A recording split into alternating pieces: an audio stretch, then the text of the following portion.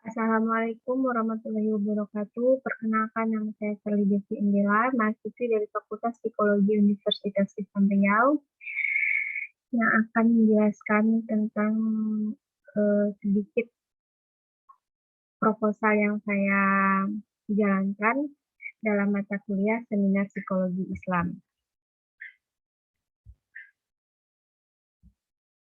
Yang berjudul tentang peningkatan IQ pada anak dalam menghafal Al-Quran. Sebelum berbicara tentang IQ, tentunya kita akan membahas dahulu tentang pendidikan, di mana pendidikan ini merupakan sebuah dasar yang berupa ajaran yang harus dimiliki di dalam Al-Quran dan hadis. Tujuannya untuk apa? Tujuannya untuk menciptakan kepribadian yang baik.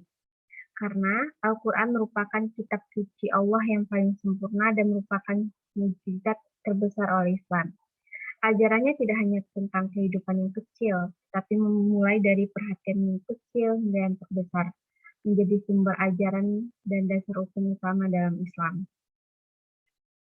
Selanjutnya, terdapat juga di dalam Undang-Undang Pendidikan Nasional Nomor 20 Tahun 2003 yang berarti sebuah usaha sadar dan terencana untuk mewujudkan belajar mengajar secara aktif dan mengembangkan kemampuan siswa dan memiliki kemampuan yang spiritual agamis, pengendalian diri, kepribadian, kecerdasan, akhlak, serta keterampilan yang diperlukan oleh dirinya. Selanjutnya yaitu pengertian IQ, di mana IQ menurut Kamus Besar Bahasa Indonesia atau KBBI, cerdas memiliki arti kesempurnaan, perkembangan akal dan budi untuk berpikir dan mengerti. Sedangkan intelijensi dari bahasa Latin yaitu intelijensi yang berarti memahami. Selanjutnya yaitu pengertian dari Thorndike yang menjelaskan bahwa intelijensi merupakan kemampuan individu untuk memberikan respon yang tepat terhadap stimulus yang kita terima. Jadi, sedangkan menurut White Carrington memberikan ciri-ciri antara lain yang pertama yaitu cepat. Cepat di sini makin cepat pekerjaan yang diselesaikan maka akan semakin cerdas. Kedua yaitu cekatan, di mana dikerjakan tangan mudah dan ringan mengerjakan sesuatu. Yang ketiga tepat, sesuai dengan tuntunan keadaan. Selanjutnya yaitu Al-Quran. Pengertian Al-Quran menurut Hasim tahun 1999 dalam Purwanto 2074 mengatakan bahwa orang yang menghafal Al-Quran akan selalu mengasah otaknya, maka otaknya akan selalu kuat untuk menampung berbagai informasi, sehingga menghafal Al-Quran tidak memiliki kemajuan pengajaran dibandingkan dengan orang yang tidak menghafal Al-Quran. Beberapa penelitian juga menjelaskan bahwa pembiasaan menghafal Al-Quran adalah salah satu cara ataupun kegiatan yang dilakukan untuk memenuhi syarat membangun kecerdasan yang merupakan kolaborasi melalui beberapa fase dalam pembentukan otak dan mengembangkan kecerdasan pada anak.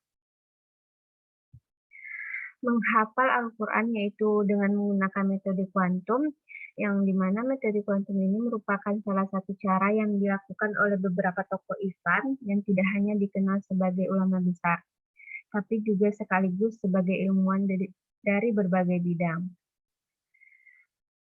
Selanjutnya, yaitu IQ anak dalam menghafal Al-Quran.